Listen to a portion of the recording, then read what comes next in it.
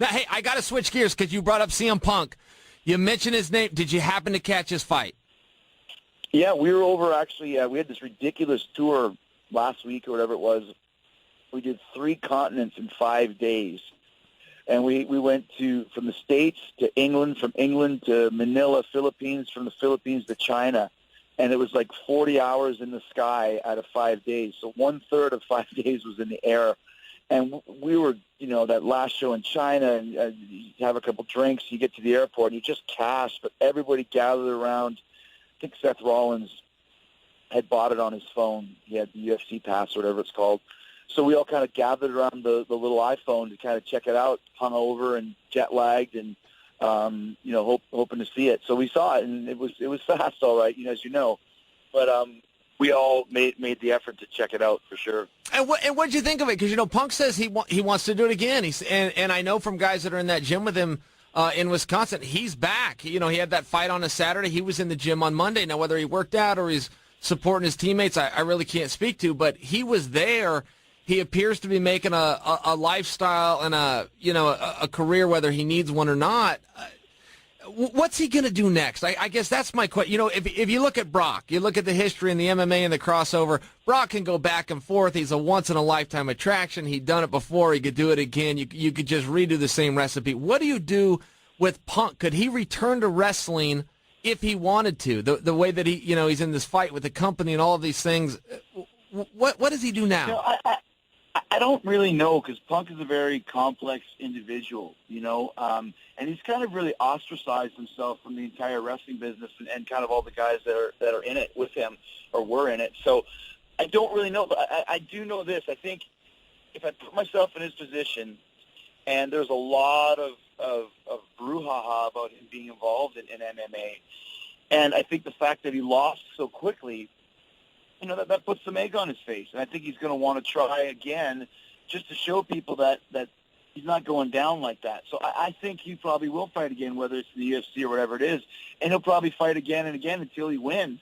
And then when he wins, maybe he'll start, learning from that and winning some more. I never expected him to be a one-and-done type of guy. What I actually thought was going to happen is he would have a couple UFC fights, win, lose, or draw, and then afterwards go into commentating or interviewing, because then he could come at it from the standpoint of he knows what it's like to be inside of that octagon. And whether he'll come back to wrestling, I don't know. It would be a big deal for him to come back to WWE, but I don't know if he would ever, never say never. Guns N' Roses got back together. Bret Hart came back to the WWE, so I'm sure at some point he'll come through. But if anything, I would see him putting on a mask and coming back at Ring of Honor or something like that, or some little independent show where you're like, is that CM Punk? And not really knowing for sure.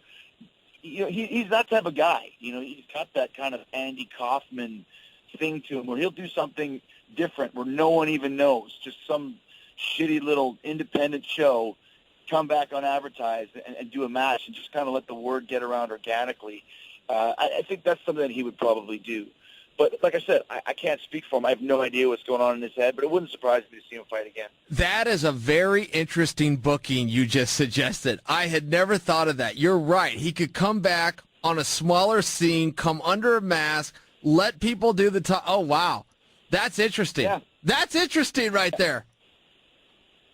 Yeah, you get people talking about it. It would be the most talked about thing. And then once again, when the word starts getting around, then all the bigwigs, Vince or whoever else will be going, oh, he's out there again. And, he's smart. If he goes back to wrestling, he ain't going to do it the conventional way. I'll tell you that.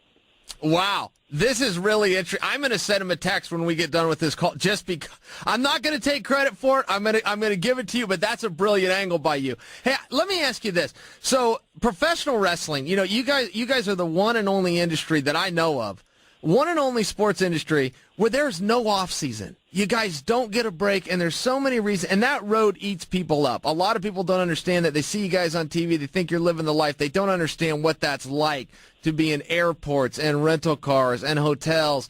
Man, it comes between marriages. It leads to alcohol. We've seen the guys with the pills. There's bad things that happen on the road. Should wrestlers, and I don't know how to do it, I get logistically we can't get to this point, but should wrestlers get an off season? Would that help a lot of the problems of the road? You're asking the wrong guy that question if you're looking for a different answer, because I've been doing this since I was 19 years old, and when I was wrestling full time, I liked wrestling 4 days a week. When I worked in Germany, I worked 36 shows out of 42 days. We only had Mondays off. I liked that. So I think for the way I've handled it and done my own business is I come and go. And when I start feeling like I'm getting burned out, I left in 2005 for 2.5 years. I wasn't sure if I was ever coming back. And then when I came back, it was just for 3 years. And then I left for another year. And then I came back for 6 months. And then I left for a while. Last year, I only worked house shows. I never even worked TV, but I still did 60 shows on the road because it was fun for me. So I think it's up to the individual guys. And when you're coming up the ladder and you're hungry, you don't want to take that break. Would it be easier? Maybe yes, maybe no. But ask Flair how he used to like taking time off. He hated it because when you take time off and come back, you kind of lose your body calluses, so to speak. The best way to not get hurt wrestling is to continue wrestling. And if you're hurt, you got to take time off. And more importantly for me, if you're mentally burned out, I was very fortunate that physically I never got hurt. I broke my arm in '94. I had a herniated disc in 2011. But other than that, I've never been injured. But mentally, I was fried. And even this run that I'm on right now has been going so great. I was only going to come back for 4 months. I was going to start January 1st and end up after WrestleMania.